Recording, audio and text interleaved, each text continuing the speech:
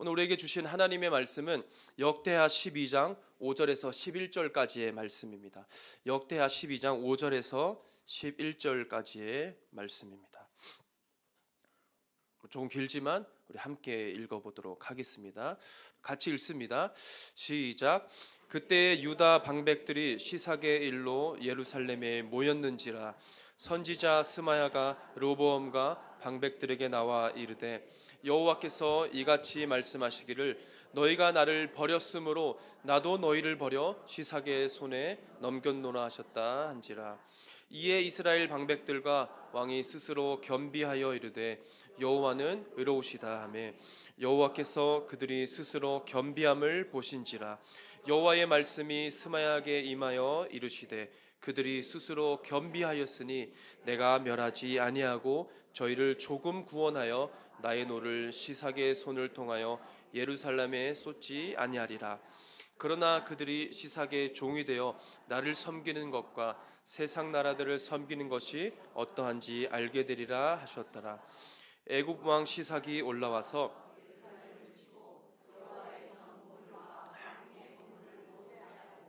솔로몬이 만든 금방패도 빼앗은지라. 르호보암 왕이 그 대신에 노수로 방패를 만들어 국문을 지키는 경호 책임자들의 손에 맡김에 왕이 여호와의 전에 들어갈 때마다 경호하는 자가 그 방패를 들고 갔다가 경호실로 도로 가져갔더라. 아멘. 놋방패를 벗어던지라 라는 제목으로 여러분들과 함께 하나님의 말씀을 나누고자 합니다. 2019년도에 무려 6년 전입니다. 그때 대한민국을 매우 떠들썩하게 만들었던 영화가 있습니다. 그 제목은 바로 극한 직업이라는 영화입니다. 혹시 이 영화 보셨나요? 1,000만 관객을 이상을 찍은 아주 재미있는 그런 코미디 영화입니다.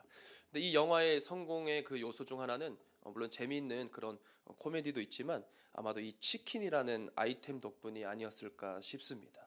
영화의 줄거리를 짧게 말씀드리자면 마약반 형사들이 이 마약 조직을 한 번에 잡기 위해서 치킨집을 위장 창업을 합니다. 그래서 이 마약 조직의 죄송합니다. 말이 자꾸 꼬이네요. 이 치킨집을 창업을 했는데 이 마약 조직의 아지트 바로 맞은편에 치킨집을 창업을 하게 된 것입니다. 그래서 잠복을 해서 이렇게 그 동향을 살펴야 되는데 그런데 이 치킨집이 너무 장사가 잘 되는 겁니다. 그래서 수사는 뒷전이 되어버리고 치킨 장사에 몰두하게 되어버리는 그러한 내용을 가지고 있습니다. 매우 유명한 대사도 있죠. 지금까지 이런 맛은 없었다. 이것은 갈비인가 통닭인가. 많은 분들이 기억하고 계시네요. 많은 사람들이 이 대사를 따라했던, 저도 많이 따라했던 그런 기억이 있습니다. 이 치킨이라는 것은 국민 간식이라는 말이 아깝지 않을 정도로 남녀노소 모두가 좋아하는 그러한 음식입니다. 어떤 분들은 닭다리를 좋아할 것이고요. 어떤 분들은 날개, 또 어떤 분들은 가슴살, 뻑뻑한 가슴살을 선호하기도 합니다. 또 각자 선호하는 브랜드도 다양할 것입니다. 그런데 대부분의 사람들이 공통적으로 좋아하는 게 있습니다. 그것은 바로 치킨의 껍데기입니다. 이 치킨의 바삭바삭한 껍데기를 대부분의 사람들은 모두 좋아한다는 것입니다. 이 영화 극한 직업이 개봉했던 그 해에 이 KFC에서 아주 특별한 메뉴를 내놓았습니다. 바로 닭껍질 튀김이었습니다. 사진을 보시면 이렇게 생긴 메뉴인데요. 이 메뉴는 닭고기, 살코기는 하나도 없습니다. 하나도 없고 껍데기만 바삭하게 튀겨서 내놓은 그런 메뉴였습니다. 이것이 출시된다고 했을 때 사람들은 저게 과연 팔리겠나? 사람들이 저걸 먹을까? 라고 생각했지만 이것이 출시되었을 때 전국의 전 매장에서 사람들이 줄을 서고 또 오전 만에 다 품절되기도 하는 그러한 현상이 벌어졌습니다. 사람들에게 매우 선풍적인 그런 인기를 끌었던 것이었습니다. 이 살은 없고 껍데기만 남은 메뉴인데도 불구하고 사람들이 그것을 왜 이렇게 좋아하는 걸까요? 껍데기는 사실 뭐 속을 막 채워주는 그런 든든함이 있는 것도 아니고 살코기처럼 단백질이 풍부하고 또 영양소가 가득한 그런 음식은 아닙니다. 오히려 지방과 기름이 가득하고요. 정말 양념 맛으로만 먹는 정말 그 바삭함과 고소함 그것만으로 사람들이 껍데기를 찾는다는 것입니다. 우리의 신앙도 이 껍데기에 한번 비유해 볼 수 있다고 생각합니다. 많은 그리스도인들이 하나님과의 그 진짜 관계는 비어 있는 그런 상태, 비어 있지만 껍데기만을 추구하는 그런 껍데기 신앙, 거칠에만 신경 쓰는 그러한 신앙으로 우리가 살아가곤 합니다. 속이 비어 있어도 우리가 괜찮다고 여기고 또 만족해하며 살아가는 그런 모습을 볼 때가 자주 있습니다. 오늘 본문에 나오는 르호보암 왕 역시 그런 사람이었습니다. 그는 이스라엘의 이 황금기를 물려받은 사람이었습니다. 그렇지만 그는 하나님을 떠나면서 하나님을 버렸다고 오늘 본문에서 이후에 보시면 나오고 있는데, 그리고 또한 나아가서 금방패를 빼앗겼다고 본문에서 말하고 있습니다. 이 금방패를 빼앗기고 가짜인 껍데기만 남은 이 놋방패로 자기 체면을 유지했습니다. 진짜는 사라졌고 겉모양만 붙들고 사는 그러한 거칠의 인생이 되고 말았다는 것입니다. 오늘 이 시간 하나님께서 우리에게 주신 이 말씀을 통해서 우리가 거칠의 신앙, 또 체면뿐인 신앙을 벗어나서 진짜를 붙드는 그런 신앙으로 다시 서는 저와 여러분들이 되시기를 예수님의 이름으로 소망합니다. 그렇다면 우리가 어떻게 해야 이 거칠의 신앙에서 벗어날 수 있을까요? 어떻게 해야 이 거칠 신앙을 벗어날 수 있을까요? 첫 번째로는 우리는 하나님 앞에서 겸손해야 합니다. 하나님 앞에서 겸손해야 합니다. 르호보암은 이스라엘의 영웅이자 또 위대한 왕이었던 다윗의 손자였습니다. 또한 그의 아버지는 솔로몬 왕이었습니다. 솔로몬 왕은 이스라엘의 역사상 가장 또 부유하고 부강한 그 시대 때에 있었던 왕이었습니다. 그렇게 이 르호보암은 이스라엘의 황금기를 고스란히 할아버지와 아버지로부터 물려받았습니다. 그렇지만 그가 왕위에 올랐을 때 백성들은 그를 찾아가서 이렇게 부탁합니다. 왕이시여, 세금과 이 부역이 너무나도 무겁습니다. 제발 좀 가볍게 해주세요. 제발 좀 우리를 좀 살려주세요. 근데 르호보암은 이 백성들의 요청을 거부합니다.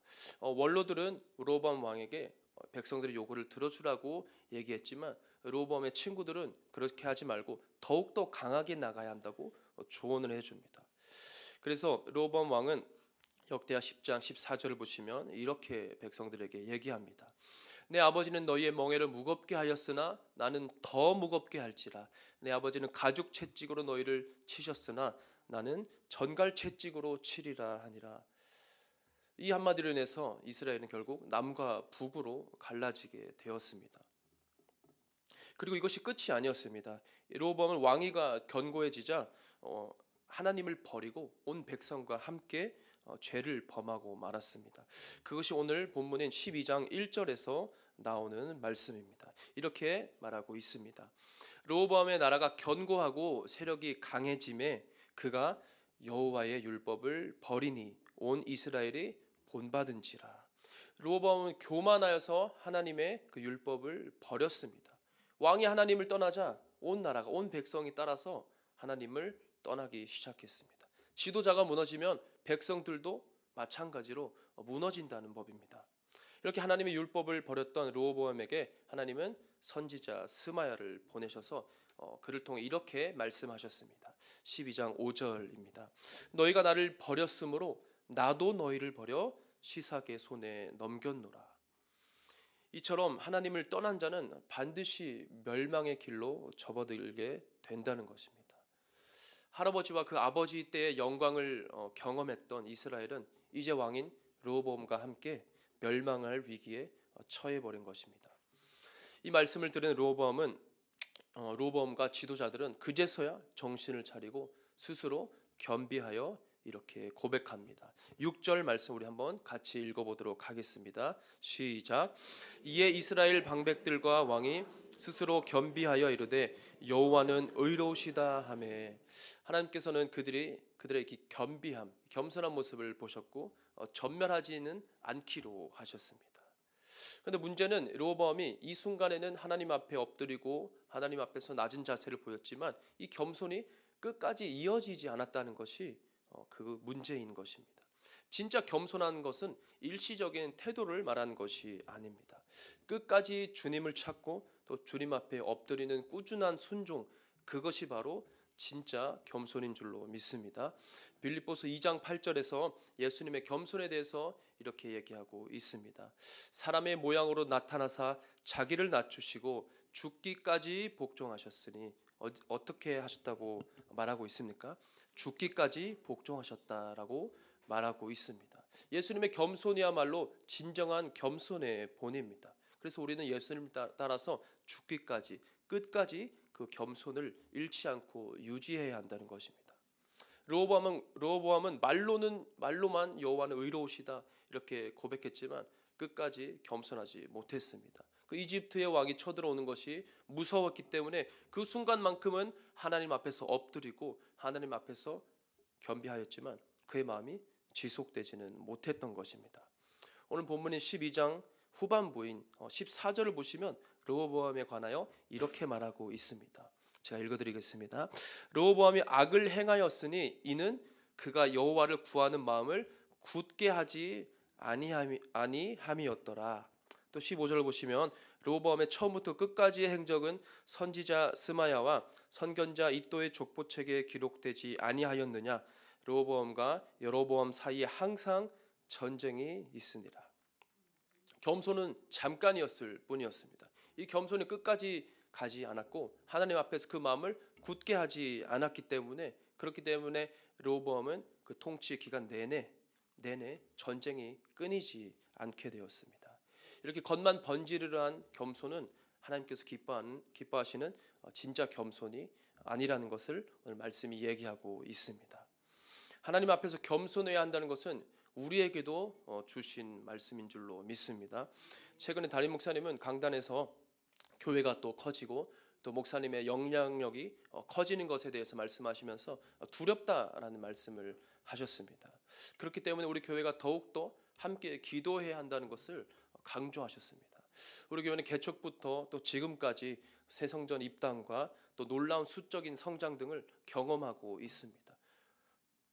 이것을 위해서 많은 교역자들과 또 사역자들 그리고 성도님들의 헌신과 또 섬김과 또 눈물의 기도가 있었기 때문에 하나님께서 우리를 이 자리까지 오게 하신 줄로 믿습니다. 우리는 현재도 마찬가지로 우리 신동탄 지구촌 교회를 향한 하나님의 귀하신 그 기름 부으심을 경험하고 있습니다.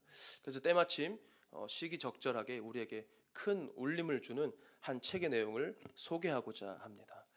바로 기름 부으심이라는 책입니다. 134쪽을 보시면 이렇게 말하고 있습니다. 자신의 열정과 헌신을 교회가 알아주지 못한다고 느낄 때 그 열심이 오히려 교회를 허무는 방향으로 작용할 수 있다. 이러한 마찰과 충돌이 있을 때 꼭 필요한 것이 바로 겸손의 마음이다. 겸손의 마음. 주님의 교회를 위해서 열심을 내어 섬기면서도 그 안에 주님이 주신 겸손함이 있어야 한다. 우리는 하나님 앞에서 겸손함을 잃지 말아야 합니다. 우리가 겸손함을 잃게 된다면 르호보암처럼 끊임없는 분쟁에 휘말리게 될 것입니다. 하나님이 세우신 이 교회인데 우리가 계속해서 갈등과 분열을 겪어서야 되겠습니까? 그러한 갈등과 분열을 겪지 않도록 우리 모두 겸손한 자들 될 줄로 믿습니다. 또한 이 기름 부으심의 그 다음 장인 135쪽에서는 또 이렇게 얘기하고 있습니다. 그리스도인의 삶은 각자 소견에 오른 대로 행하는 삶이 아니라 주님이 원하시는 대로 사는 삶이다. 때로는 힘들고 어려운 일이 생겨도 주님의 뜻이기에 순종하며 엎드리는 것이 진정한 그리스도인의 삶이다. 정말 아멘입니다. 사랑하는 우리 성도님 여러분, 때로는 내 생각에 맞지 않더라도 내 기준에 차지 않더라도 정말 이해되지 않을 때가 있더라도 주님이 원하신다면 그것이 분명한 하나님의 뜻이라면 우리 함께 순종하며 끝까지 엎드려야 할 줄로 믿습니다. 그것이 바로 진짜 겸손인 것입니다. 교만은 분열과 갈등을 불러오지만 겸손은 하나님이 우리를 기뻐하시고 또 우리 교회를 사용하시는 그러한 이유가 되는 줄로 믿습니다. 두 번째로 우리가 어떻게 해야 거칠의 신앙에서 벗어날 수 있을까요? 두 번째로는 우리가 누구를 섬기고 있는지 돌아봐야 합니다. 누구를 섬기고 있는지 돌아봐야 합니다. 르호보암과 이 유다의 지도자들이 하나님 앞에서 겸비하여 엎드렸을 때 하나님은 그들을 멸망시키지 않았습니다. 대신에 그들에게는 절반짜리 구원만을 주셨습니다. 그래서 이집트 왕 시삭의 종이 되게 하시면서 8절에서 이렇게 말씀하셨습니다. 우리 한번 같이 읽어보겠습니다. 시작. 그러나 그들이 시삭의 종이 되어 나를 섬기는 것과 알게 되리라 하셨더라. 세상 나라들을 섬기는 것, 나를 섬기는 것과 세상 나라를 섬기는 것이 어떠한지 알게 되리라. 하나님께서 이렇게 말씀하셨습니다. 하나님께서 이 로보암과 이스라엘 사람들에게 너희들의 진짜 주인이 누구냐 이렇게 묻고 있는 것입니다. 하나님을 섬기겠느냐 아니면은 세상의 권세를 섬기겠느냐. 이 질문은 정말 단순한 신앙 고백을 넘어서 삶 전체의 주도권이 누구에게 있느냐는 그러한 인생의 본질적인 물음입니다. 신약 성경은 이에 대해서 이렇게 얘기하고 있습니다. 마태복음 6장 24절을 보시면 예수님께서 이렇게 말씀하셨습니다. 한 사람이 두 주인을 섬기지 못할 것이니 혹 이를 미워하고 저를 사랑하거나 혹 이를 중히 여기고 저를 경히 여김이라. 너희가 하나님과 재물을 겸하여 섬기지 못하느니라. 아멘. 우리는 때로는 하나님과 세상 사이에서 갈팡질팡하는 모습을 보일 때가 많습니다. 그리고 때로는 우리가 하나님과 세상 사이에서 중립을 유지해도 될 것처럼 착각을 할 때가 있습니다. 한쪽 다리를 살짝 걸쳐놓고 반대쪽 다리도 이렇게 걸쳐놓은 그런 상태를 유지할 수 있다고 우리 스스로를 속이기도 하고 그런 착각에 빠져 살 때가 많습니다. 그렇지만 예수님께서는 분명하게 말씀하셨습니다. 두 주인을 섬기지 못할 것이라고 명백하게 말씀하셨습니다. 우리는 하나님과 세상을 동시에 섬길 수가 없습니다. 왜냐하면 하나님과 세상이 요구하는 길은 전혀 정반대의 다른 길이기 때문입니다. 하나님을 섬기는 것은 하나님 나라의 가치를 따르라는 것이고 세상을 따르는 것은 세상의 욕망을 따르라는 것입니다. 이것은 마치 뜨거운 아이스 아메리카노, 따뜻한 냉면, 빛나는 어둠 이런 단어들처럼 모순적이고 역설되는 그런 개념들입니다. 제가 예전에 커피를 마시러 친구들과 카페에 갔었는데 저는 항상 아이스 아메리카노를 먹습니다. 그래서 뭐 3잔 주세요, 4잔 주세요 이렇게 얘기하는데 그날따라 감기 기운이 있어서 오늘은 오랜만에 정말 100번 중 1번 있는 뜨거운 아메리카노를 먹어야겠다라고 생각해서 4잔 주시고요. 하나는 뜨거운 한 잔 주세요. 뜨거운 아이스 아메리카노를 주세요. 이렇게 얘기했던 기억이 났습니다. 점원이 저를 이렇게 뭐 하는 사람이지? 이렇게 어이없다는 표정으로 쳐다보았습니다. 어쨌든 이러한 개념들, 둘 다 공존할 수 없는 이 두 가지 특성을 우린 자꾸 동시에 붙들려고 한다는 것입니다. 하나님과 세상 사이에서 왔다 갔다 할 수 없다는 사실은 구약에도 이미 선포되어 있습니다. 신명기 30장을 보시면 17절과 20절에서 모세는 이제 자신의 인생의 그 마지막 단계에 이르러서 가나안 입성을 앞둔 백성들 앞에 서서 이렇게 연설을 하게 됩니다. 모세는 이 가나안 입성을 앞둔 이 백성들에게 정말 사랑하는 마음과 간절한 마음을 담아서 얘기를 하는 모습을 볼 수가 있는데요.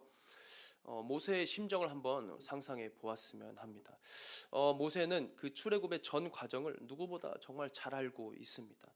이 애굽에서 종살이하던 이 백성들을 하나님의 말씀에 따라서 이끌어내어서 정말 홍해를 가르시는 것을 경험하기도 하고 또 광야 생활 동안 하나님께서 또 만나와 메추라기로 그들을 먹이시는 그런 놀라운 일들을 그의 두 눈으로 직접 보았습니다.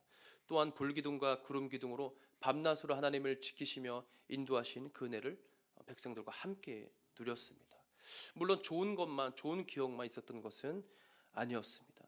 백성들이 하나님을 원망하기도 했었고요.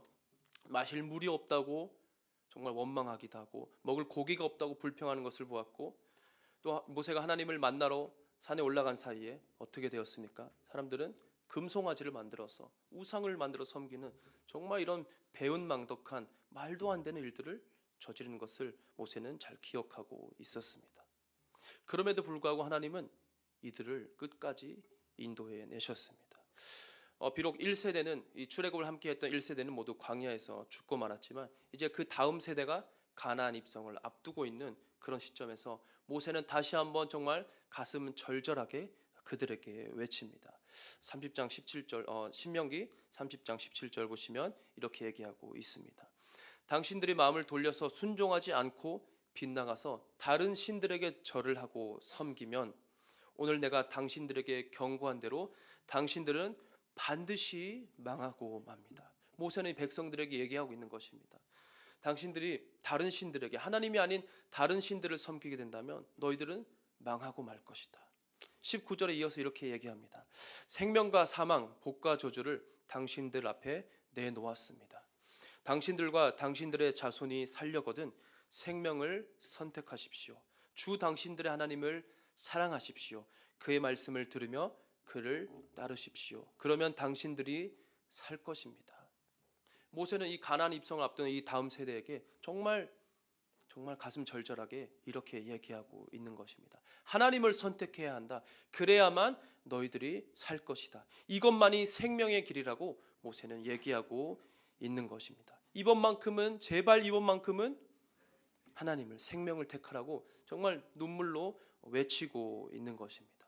하나님께서는 오늘 우리에게도 선택의 자리를 주십니다. 생명이냐 죽음이냐, 아니면 복이냐 저주냐, 하나님이냐 세상이냐, 어느 주인을 섬길 것인지 주님은 우리에게 물어보십니다. 중간이라는 것은 없습니다. 세상을 섬길 자들의 운명은 죽음과 영원한 멸망의 길일 뿐입니다. 여러분은 지금 어떤 길에 올라 있습니까? 어떤 주인을 섬기고 계십니까? 주님께서는 분명하게 말씀하셨습니다. 예수께서 이르시되 내가 곧 길이요 진리요 생명이니 나를 말미암지 않고는 아버지께로 올 자가 없느니라. 아멘. 나는 지금 누구를 섬기고 있는지 우리가 돌아보아야 합니다. 그것이 세상인지 하나님인지 우리가 분명하게 할 필요가 있습니다. 우리의 주인은 오직 우리를 위해 죽으시고 부활하신 예수님만이 우리의 주님이신 것을 믿습니다. 사랑하는 우리 성도님 여러분, 거칠애가 아닌 진짜 주인을 붙드는 그러한 신앙으로서는 저희들이 되기를 예수님의 이름으로 소망합니다.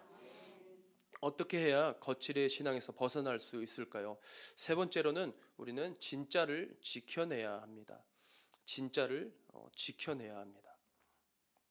제가 고등학생 때 나이키 신발이 너무나도 갖고 싶었습니다. 나이키 에어포스, 이 신발은 정말 지금도 매우 잘 팔리는 그런 신발입니다. 근데 제가 고등학생 당시에 이 신발이 너무나도 갖고 싶어서 용돈을 조금씩 모아서 드디어 이 신발을 사게 되었습니다. 조금이라도 가격을 아껴보려고 인터넷을 통해서 이렇게 주문을 했습니다. 그래서 몇만 원 좀 싸게 구매를 했었는데요. 택배가 도착하고 기쁜 마음으로 신발을 딱 열어보고 신어도 보고, 근데 뭔가 이상한 겁니다. 이 로고 위치가 원래 여기가 맞나? 이 박음질이 이게 맞나? 뭔가 약간 어설퍼 보이는 그런 신발이었습니다. 그걸 신고 나가는데 제 친구가 그걸 보더니 야, 이거 짭이네. 너무나도 창피했습니다. 사실 이것이 이 신발의 짝퉁이라는 사실보다 이런 사기에 속았다는 사실이 조금 더 창피하기도 했습니다. 물론 그 이후로는 저는 신발을 사기 전에 항상 꼼꼼하게 살피고 구매를 하고 있습니다. 그럼에도 불구하고 저는 그 신발을 버릴 수가 없었습니다. 거금을 들였기 때문이에요. 정책상 환불은 되지 않는다는 말 때문에 어쩔 수 없이 신고 다녔습니다. 그렇게 신고 다니다가 비 오는 날에 신발을 신고 나가는데 어느 날 양말이 축축하게 다 젖는 것이었습니다. 밑창이 다 떨어져서 물이 그 틈으로 들어오는 그런 상황을 겪기도 했습니다. 오늘 본문에서 본 르호보암 역시 저처럼 다 알면서도 이 가짜로 진짜를 대체하려고 했습니다. 이 이집트 애굽의 왕 시삭이 쳐들어왔을 때 솔로몬이 만든 금방패를 빼앗겼습니다. 이 금방패는 이스라엘 왕국의 부와 또 권세를 상징하는 것이었습니다. 이에 대해서 역대하 9장 15절에서 16절은 이렇게 기록하고 있습니다. 솔로몬 왕이 쳐서 느린 금으로 금방패 200개를 만들었으니 방패 하나에 든 금이 600세겔이며 또 쳐서 느린 금으로 작은 방패 300개를 만들었으니 방패 하나에 든 금이 300세겔이라. 이렇게 총 500개의 방패를 솔로몬이 만들었습니다. 아마도 방패가 이런 식으로 생겼을 것입니다. 반짝반짝 빛나는 순금으로 만들어진 방패, 너무나도 아름답지 않습니까? 이 무게들을 오늘날의 단위로 환산해 보니까 약 1.9톤, 2톤 정도 나간다고 합니다. 금 1kg가 혹시 그 시세가 어떻게 되는지 아십니까? 제가 오늘 찾아왔습니다. 금 1kg가 약 1억 4천만 원 정도 한다고 합니다.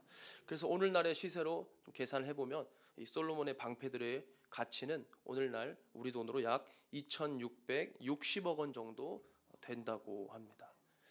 이 방패들은 전쟁에 쓰이는 무기가 아니었습니다. 당연하게도 전시용이었습니다. 왕이 성전에 입장하거나 아니면은 궁전에 입장하거나 아니면 손님들이 이렇게 들어올 때 우리나라 이렇게 부유하고 강하다. 너네 이런 거 없지? 우리는 이런 것도 있어. 이렇게 자랑하는 그런 용도였습니다. 그런데 르호보암은 이것을 빼앗겨 버린 것입니다. 그런데 이것을 빼앗겼는데도 불구하고 이것을 다시 되찾으려고 하지 않았습니다. 대신 어떻게 했습니까? 그는 놋방패를 만들어서 그걸로 대체하려고 했습니다. 놋은 사실 싸구려 금속입니다. 르호보암이 살던 그 당시에도 흔히 구할 수 있었던 그런 금속입니다. 겉은 반짝이고 비슷해 보일진 몰라도 이 방패는 진짜가 아닌 가짜일 뿐인 것입니다. 이 가짜 방패는 더 이상 영광도 없고 가치도 없는 것입니다. 성경에는 놋으로 만든 것이 하나 더 나옵니다. 많은 분들이 잘 알고 있는 모세가 광야에서 만들었던 어떤 것이죠? 맞습니다. 놋뱀입니다. 놋뱀.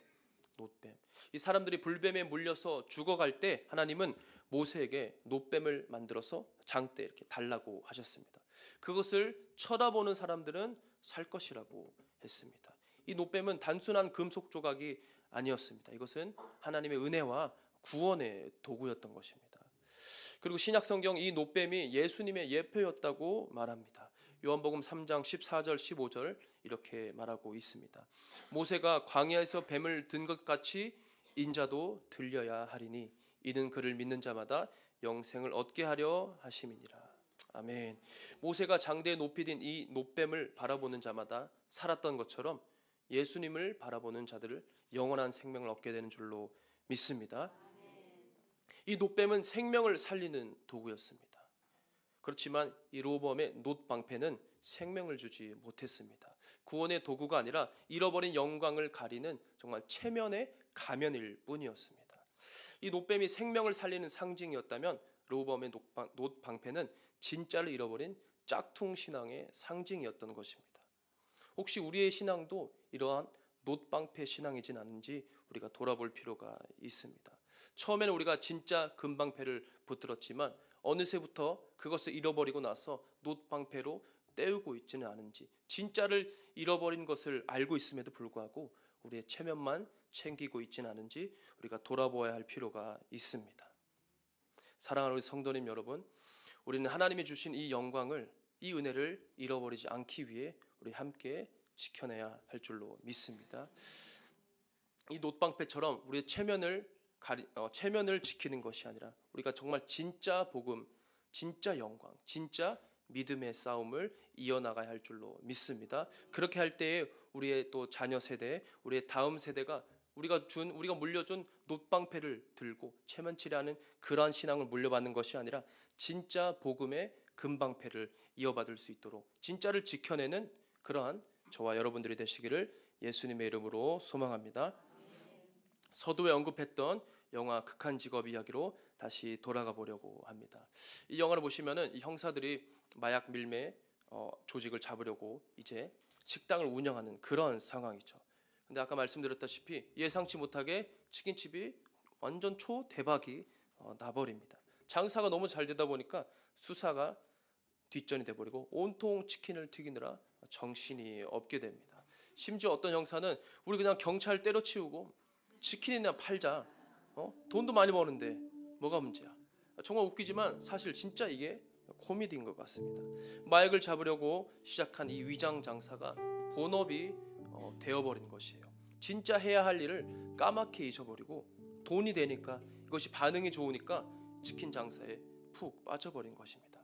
이것이 코미디 영화 속의 이야기지만 많은 그리스도인들, 많은 교회들이 겪고 있는 이런 비슷한 일을 겪고 있다고 생각합니다. 우리가 교회에 나온 이유, 우리가 이 시간에 예배하러 오고 목장으로 모이고 수많은 교육 훈련을 이수하기도 하고 각기 다른 부서에서 우리가 다양한 형태로 섬김과 또 사역에 헌신하고 그렇게 참여하고 있습니다. 그런데 많은 그리스도인들이 언제부턴가 사람의 인정, 또 눈에 보이는 성공과 또 외형적인 성장만 보고 그 목적이 무엇이었는지 잃어버릴 때가 많다는 것입니다. 우리 믿음을 지키기 위한 그 수단에만 집중하다 보니까 신앙의 본질을 잊어버리게 되는 것입니다. 그러면서 거칠에만 신경 쓰게 되는 그런 상황이 한국 교회에 드러나는 안타까운 현실입니다. 여기 계신 많은 분들은 우리 교회가 세워지던 때부터 그 초기부터 함께 해온 믿음의 산 증인들입니다. 저는 우리 교회 온 지 고작 반년 정도밖에 되지 않았습니다. 아직 경험이 부족하고 배워야 할 게 많은 부족한 이 젊은 전도사가 뭘 알겠냐 싶을 수도 있습니다. 그렇지만 저와 여러분 모두 확실하게 알고 느낄 수 있는 것은 하나님께서 우리 교회를, 이 교회를 정말 사랑하신다는 것을 저는 잘 알 수가 있습니다. 하나님께서 우리 교회에 큰 은혜를 부어주셨다는 것을 저는 확실하게 알고 있습니다. 그렇기 때문에 우리 교회가 지금 이 시기에 더욱 깨어 있어야 함을 느낍니다. 하나님께서 주신 이 부흥과 이 성장의 열매에는 분명히 귀한 것입니다. 하지만 그것이 진짜 없는 외형, 정말 그럴듯해 보이는 이 포장만 남은 껍데기가 되지 않도록 우리는 늘 깨어 있어야 합니다. 마지막으로 기름 부으심의 또 한 구절을 여러분들과 나누고 마치고자 합니다. 제가 읽어드리겠습니다. 성령의 기름 부으심이 있는 사람은 진짜인 사람이다. 그저 흉내만 내는 삶 위에 성령이 머물 자리는 없다. 정말 성령의 기름 부으심을 사모하는가? 정말 성령의 기름 부으심을 사모하는가? 그러면 진짜가 되어야 한다. 아멘. 우리 교회는 지금 황금기를 지나고 있는 것처럼 보입니다. 매주 새로운 분들이 오시고요. 또 많은 교회들과 다른 지역 또 사회로부터, 지역 사회와 많은 교회들로부터 주목을 받고 있습니다.